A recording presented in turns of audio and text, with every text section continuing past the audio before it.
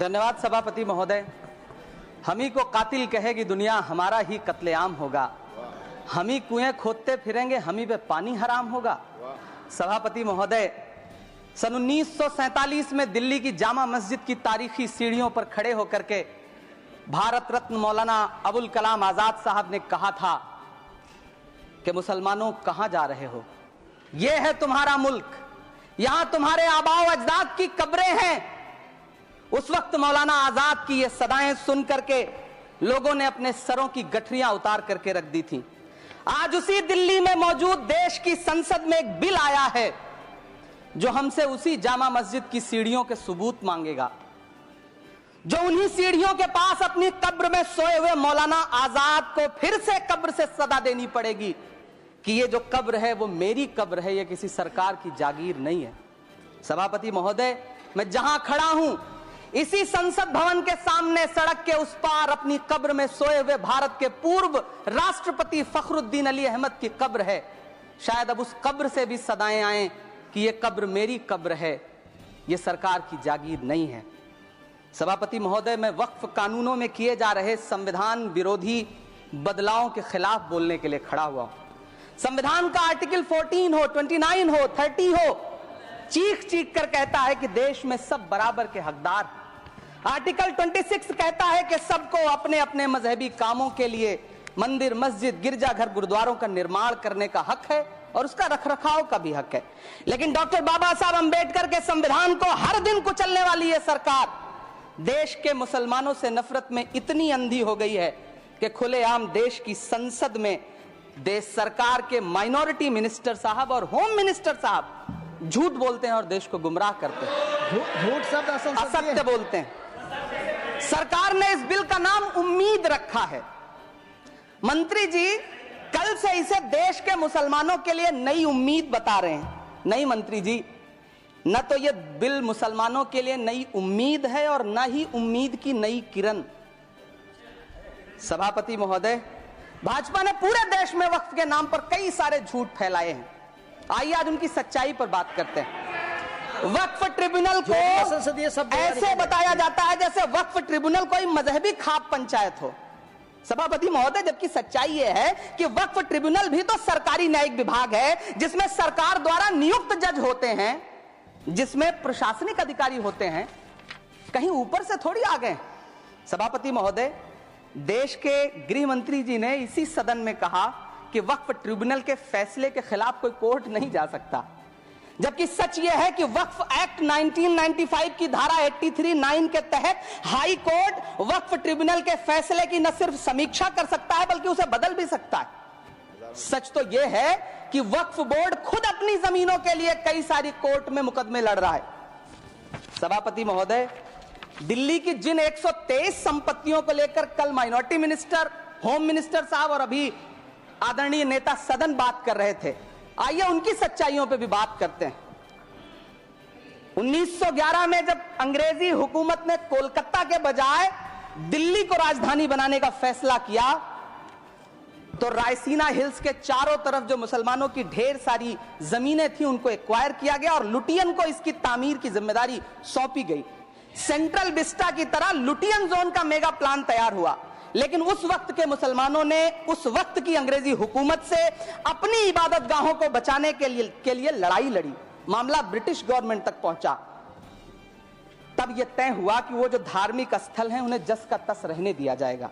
India gate के बगल वाली मस्जिद हो, जाप्तागंज, सुनहरी बाग मस्जिद हो, पार्लियामेंट रोड वाली मस्जिद हो, ऐसी 123 संपत्तियों के मैनेजमेंट के लिए 1913 में मुसलमान वक्फ वैलिडेशन एक्ट बना और उसके बाद एक नया शहर बसाया गया जिसे लुटियंस जोन का नाम दिया गया।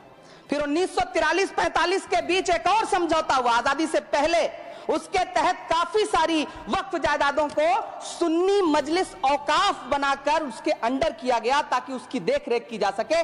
गृह मंत्री जी 2 दिन से सदन में जो बात कह रहे हैं वो दरअसल 123 संपत्तियां उसी सुन्नी मजलिस औकाफ के तहत आती है। सभापति महोदय, आजाद भारत आजाद हुआ। आजादी के बाद भारत में 1954 में वक्फ एक्ट लागू हुआ, जिसकी धारा 9 के तहत 1964 में केंद्रीय वक्फ काउंसिल का गठन हुआ। दिल्ली की वही 123 प्रॉपर्टीज को 1970 में सर्वे गजट करके गजट नोटिफाई किया गया। इसके निपटारे के लिए पूर्व प्रधानमंत्री इंदिरा जी के द्वारा 1974 में एक बर्नी कमेटी बनाई गई। बर्नी कमेटी ने 1976 में इन 123 संपत्तियों को दिल्ली वक्फ बोर्ड की संपत्ति होने की रिपोर्ट सौंपी। उस रिपोर्ट के आधार पर 1984 में कांग्रेस सरकार ने उन 123 प्रॉपर्टीज को दिल्ली वक्फ बोर्ड को सौंपने का फैसला किया, जिसके खिलाफ विश्व हिंदू परिषद कोर्ट गई। मामला 2011 तक पेंडिंग रहा। फिर 2011 में कोर्ट ने सरकार को आदेशित किया कि इसका निपटारा करो। तब 2013 में तत्कालीन यूपीए सरकार ने दिल्ली की उन्हीं 123 जायदादों को बर्नी कमेटी की सिफारिशों के मुताबिक वक्फ बोर्ड के हवाले किया। यही वो प्रॉपर्टीज हैं जिनके नाम से गृह मंत्री जी कल से कांग्रेस को कोस रहे हैं। फिर आई 2014 में भाजपा की सरकार, जो तब से इन जमीनों को हड़पने की साजिश कर रही है।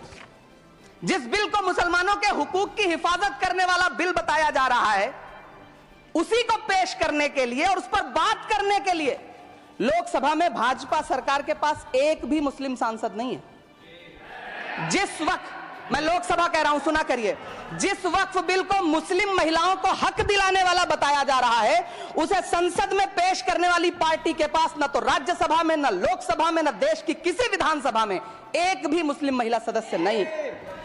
कल किरण रिजिजू जी कह रहे थे कि रेलवे की जमीनें देश की जमीनें हैं, डिफेंस की जमीनें देश की जमीनें हैं। हां मंत्री जी, हैं, बिल्कुल हैं। ये जो वक्फ की जमीनें हैं, ये हमारे पुरखों ने धार्मिक कामों के लिए डोनेट किया है। तो हम भी तो इसी देश के नागरिक हैं, हम भी तो इसी देश के बेटे हैं। तो वक्फ की जमीनें भी तो इसी देश की जमीनें हैं, उनको पराया क्यों बोलते हैं आप? सभापति महोदय अशफाकुल्लाह खान जब फैजाबाद की जेल में फांसी के फंदे पर झूल रहे थे, तो इसी देश की जमीन के लिए झूल रहे थे ना। सभापति महोदय, अंडमान की जेल में काला पानी की सजा काटकर अपनी जान देने वाले मौलाना फजले हक खैराबादी हो या शेर खान अफरीदी हो, वो भी तो इसी जमीन के लिए अपनी जान दे रहे थे ना। सभापति महोदय, पाकिस्तान के खिलाफ लड़ते हुए अपनी जान देने वाले महावीर चक्र विजेता ब्रिगेडियर उस्मान हो या पाकिस्तान के पैटर्न टैंक उड़ाने वाला परमवीर चक्र विजेता वीर अब्दुल हमीद हो, वो भी तो इसी जमीन के लिए अपनी जान दे रहा था ना। और मंत्री जी, मैं इस सदन में अलल ऐलान ये कहता हूं कि जब भी इस देश की जमीन को लहू की जरूरत होगी, आपसे 2 कदम आगे इमरान खड़ा मिलेगा। ये मैं आपसे यकीन दिलाते हुए कह रहा हूं। सभापति महोदय, मैं सरकार से कहना चाहता हूं, हमसे हमारी इबादत गाहें तो मत छीनिए ना, हमारे घरों पे बुलडोजर तो मत चलाइए ना, हमारी कब्रों में तो हमें सुकून से सोने दीजिए ना। सभापति महोदय, माइनॉरिटी मिनिस्ट्री का बजट कट करके, मुस्लिम बच्चों की स्कॉलरशिप बंद करके अब सरकार कह रही है कि हम वक्फ की आमदनी से गरीब मुसलमानों का भला करेंगे। गुजरात की बेटी बिल्किस के बलात्कारियों की रिहाई के बाद उन्हें माला पहनाने वाली लोगों के नेता ये कह रहे हैं कि यह बिल मुस्लिम महिलाओं को उनका हक दिलाएगा। धन्यवाद मोदी जी, क्या बढ़िया सौगातें मोदी दे रहे हैं आप। पहले हमें गुजराते मोदी दिया, आप सौगातें मोदी दे रहे हैं। लेकिन यह सरकार इतना याद रखे कि इसी ठसक के साथ देश की संसद में सीए का कानून भी लाया गया था और कहा गया था बड़े बड़े भाषण देकर के कि पड़ोसी देशों से हिंदू भाइयों को ला करके यहां नागरिकता दी जाएगी। लेकिन मैं आपके संज्ञान में लाता हूं सर कि पिछले इतने दिनों में इनसे नागरिकता लेने के लिए 2000 व्यक्ति भी नहीं आए, जबकि इसके उलट इन्हीं की सरकार में पिछले 10 साल में 15 लाख से ज्यादा भारतीयों ने भारत की नागरिकता छोड़ करके दूसरे देश में जाकर के बस गए। यह हुआ उस कानून का अंजाम। सभापति महोदय, इसी तरह की जिद के साथ किसानों के खिलाफ भी कानून लाए गए थे। जिस तरह आज वक्फ के फायदे गिनाए जा रहे हैं, उसी तरह से किसानों को भी कृषि कानूनों के फायदे गिनाए गए थे। लेकिन अंजाम क्या हुआ? 700 किसानों की शहादत लेने के बाद सरकार को अन्नदाता किसानों के सामने घुटने टेकने पड़े और कृषि कानून वापस लेने पड़े।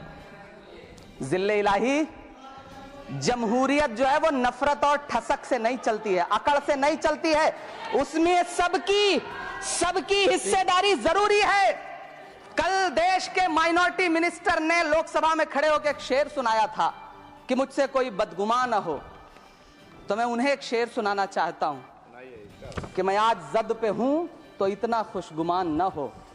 मैं आज जद पे हूं तो इतना खुशगुमान न हो। चिराग सबके बुझेंगे, हवा किसी की नहीं। नीतीश कुमार जी हो, चंद्रबाबू नायडू जी हो, चिराग पासवान जी हो, जयंत चौधरी जी हो, देवे गौड़ा जी हो, जीतन राम मांझी जी हो, सबको समझना पड़ेगा कि जब जंगल में आग लगती है तो न वो बरगद बचते हैं जो हवा को आंधी में तब्दील करते हैं, न वो बांस बचते हैं जो आपसी रगड़ से चिंगारी पैदा करते हैं।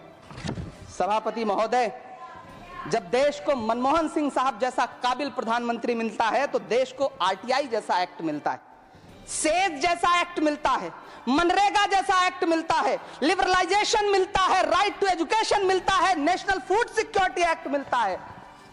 लेकिन जब देश को सौगातें मोदी मिलती है तो क्या मिलता है? सीए मिलता है, फॉर्म्स लॉ मिलता है, आर्टिकल 370 मिलता है, इलेक्टोरल बॉन्ड जैसा एक्ट मिलता है और वक्फ अमेंडमेंट एक्ट जैसे बिल देश को मिलते हैं। मुझे तो अपने हमवतन भाइयों से पूछना है कि आपको अपने बच्चों की तरक्की, खुशहाली और नौकरी की दरकार है या फिर मुसलमानों की दान की गई जमीनों को लूट कर धन्ना सेठों को देने की साजिश करने वाले कानून की?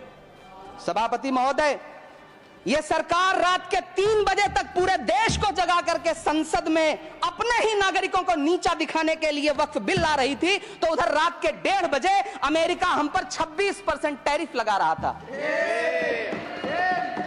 सरकार की प्राथमिकताएं देश को पता। सभापति महोदय, मैं बहुत भावुक हूं आज, और मुझे अच्छा लगा कि आदरणीय नेता सदन जगत प्रकाश नड्डा जी ने बहुत अच्छी बातें भी की, मन से बातें की। क्योंकि उनके नाम में प्रकाश जुड़ा है तो मैं उनमें हमेशा एक रोशनी की किरण देखता हूं। मैं उनके सामने बहुत अदब से ये बात कहना चाहता हूं कि चिरागों के सफर में दबदबा हो आंधियों का तो फिर अंजाम जुल्मत के सिवा कुछ भी नहीं होगा। ये दुनिया नफरतों के आखिरी स्टेज पर है, इलाज इसका मोहब्बत के सिवा कुछ भी नहीं होगा। मैं भावुक हूं, मेरी पलकें गीली हैं। अगर देश की एक बहुत बड़ी आबादी को लगता है कि आप उसका भला करने के लिए नहीं बल्कि उनकी इबादतगाहों, उनकी कब्रिस्तानों, उनकी खानकाहों को बर्बाद करने का बिल ला रहे हैं, तो फिर आप अगर समझाने में नाकामयाब रहे हैं तो यह आपकी नाकामयाबी है। पहले समझाइए, उसके बाद कोई बिल लेकर के आइए, तब शायद हम आपका इतनी पुरजोर तरीके से विरोध ना करें। लेकिन सभापति महोदय, मैं अंत में सिर्फ इतना कहना चाहता हूं कि इस बिल में जो भी पॉइंट्स दिए गए हैं, बॉम्सी पोर्टल देख लीजिए, सरकार का झूठ आपको पकड़ में आ जाएगा। हम डरे नहीं हैं, हम सिर्फ सरकार से अपील कर रहे हैं कि हमें अपना समझिए। हम आपके अपने हैं, इस देश के नागरिक हैं, और आप ताकत में हैं। संख्या बल के आधार पर बिल हो सकता है आप पास करा ले, लेकिन आपको यह बात समझनी पड़ेगी कि हम तो वो तारीख हैं, जहनों में रहना है जिसे, कागजी पुर्जे नहीं जो फाड़ डाले जाएंगे। जिस जमीन पर मैं खड़ा हूं यह मेरी पहचान है। आप आंधी हैं तो क्या मुझको उड़ा ले जाएंगे? आपको यह बात समझनी पड़ेगी। आपको अगर इतना विपक्ष की तरफ से पहले जेपीसी में इतने सारे पॉइंट्स आए और उसके बाद कल से लोकसभा में और राज्यसभा में सुझाव आप सुनने को तैयार नहीं है, लोगों की शंका को दूर करने के बारे में आप बिल्कुल सोच नहीं रहे, बस आप कह रहे हैं यह बिल उम्मीद की नई किरण है। नहीं साहब, इसे भले किरण जी लेके आए हैं, लेकिन ये उम्मीद की नहीं बल्कि नाउम्मीदी की किरण है। और इस देश की एक बहुत बड़ी आबादी इस बात से खदशे में है, शक में है कि आप सीधे उनकी जमीनों को लूट करके धन्ना सेठों को बेचना चाहते हैं। मेरी अब भी आपसे अपील है कि इस बिल को वापस लीजिए। यह बिल कहीं से आपके अपने नागरिकों के लिए अच्छा नहीं है। यह बिल सिर्फ इस देश के मुसलमानों को नीचा दिखाने का और अपने एक ऐसे मतदाता वर्ग को खुश करने का बिल है जिनको इस बिल के पास हो जाने से कुछ मिलेगा भी नहीं, लेकिन आप एक नैरेटिव देना चाहते हैं, एक मैसेज देना चाहते हैं। मेरी आपसे अपील है कि कृपया ये जो सबका साथ सबका विकास का नारा है, इस नारे को रत्ती भर तो चरित्रार्थ कर दीजिए। बहुत बहुत धन्यवाद।